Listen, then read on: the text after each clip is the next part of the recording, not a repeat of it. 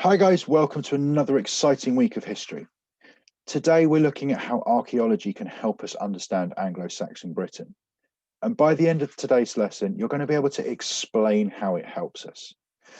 So, before we get started, what does archaeology mean? Have a think for a minute. Got some ideas together? So I'll go through our key vocabulary and I'll give you a definition of what archaeology is. See how close your thoughts were. Archaeology is the study of history through the excavation of sites and the analysis of artifacts and other physical remains. So it's about digging up, it's about going down into the ground and finding what's been buried by the years of soil building up on top of it as time's gone by. Analysing, we know what that is. It's looking at it, it's testing it, it's picking it up and examining it.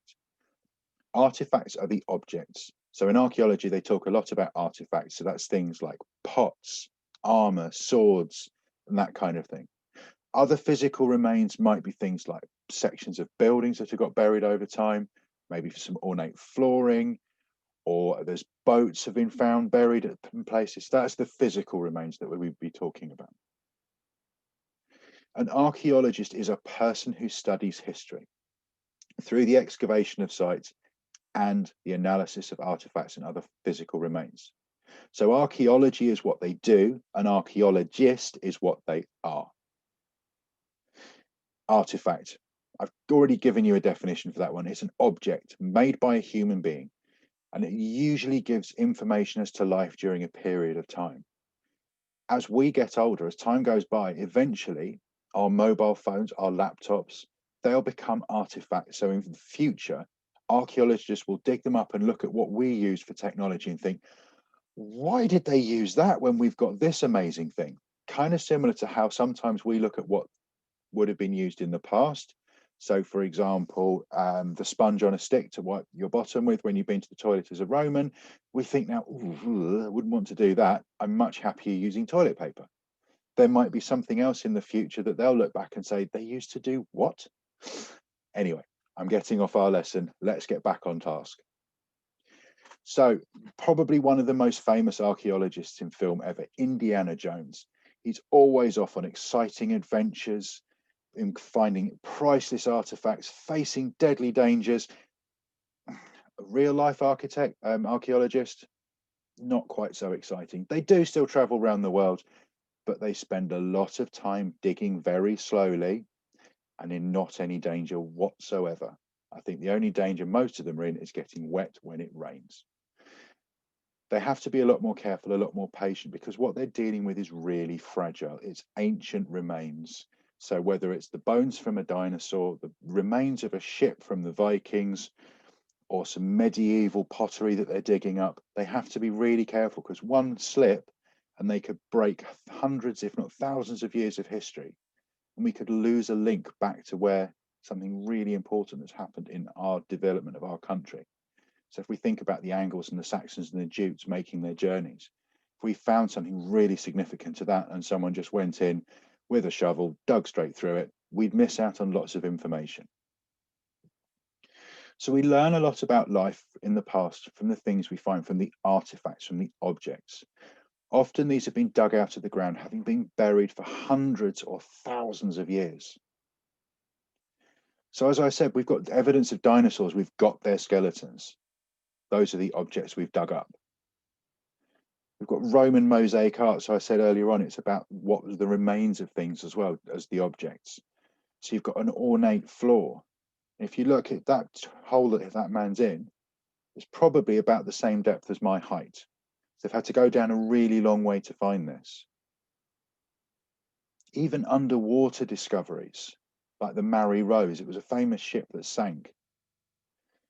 And all these areas, you can go hunting in the sea, at land, anywhere you can think of, there might be artifacts there. So there's a puzzle that goes with all of this. Sadly, some materials rot away when they're buried underground, things like wood and fabric. It's then the job of the archaeologist to work out what the complete item would have looked like.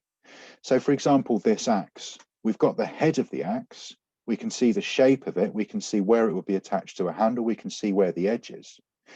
What we don't know is what the handle looked like. So we'd have to make a reasonable guess, an assumption, and fill in the gaps, and we'd use other sources of information for that. So a lot of what we know about the Anglo Saxons in Britain comes from one single archaeological site, a place called Sutton Hoo.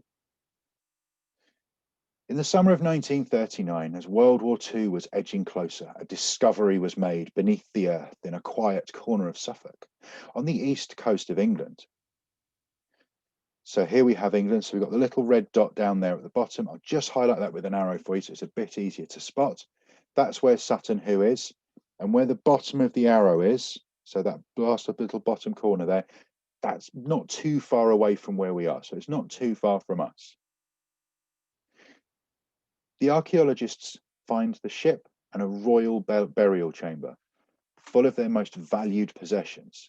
So if we go back to yesterday's lessons, the dead were buried with their prized possessions to take into the afterlife, to enjoy in their life beyond the life on earth. So archaeologists spent years carefully cleaning, collecting, and where possible, repairing the artifacts that they found. All the time building a clearer picture of life during the Anglo-Saxon period. So each piece they found was another piece in the puzzle that they put together to give us a picture of the information of what life in Anglo-Saxon Britain was like. So if you think of a puzzle, you start with lots of pieces all over the place, and you gradually put them together. You find the edges, you find the corners, and you start filling in the middle of your puzzle. This is what an archaeologist does. They'll take all the artifacts, they'll piece them together, and they'll work out what the significance of them was. So we have a bronze shield, jewelry, money, coins for trading, weapons, so swords. So you can see with this one, they've made a model underneath that sword to show the full size of it, because some of it's missing. Some of it's been eaten away over the years. So some of the wood's rusted away. The handles probably had wood on it or leather wrapped around it to give them extra grip. That's probably rotted away. So they've made a reasonable assumption as to what missing bits there are there. Again, more jewelry.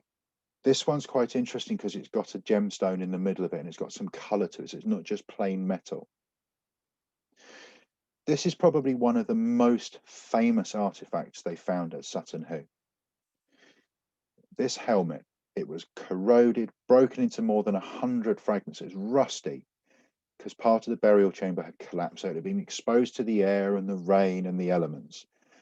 So after many years of work by the British Museum conservation team to reconstruct it, you'll be amazed at what they've managed to achieve.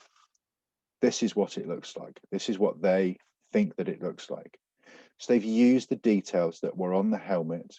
They've looked at the metals that we use. They know the colors of the metals, and the clues and the hints are all in there.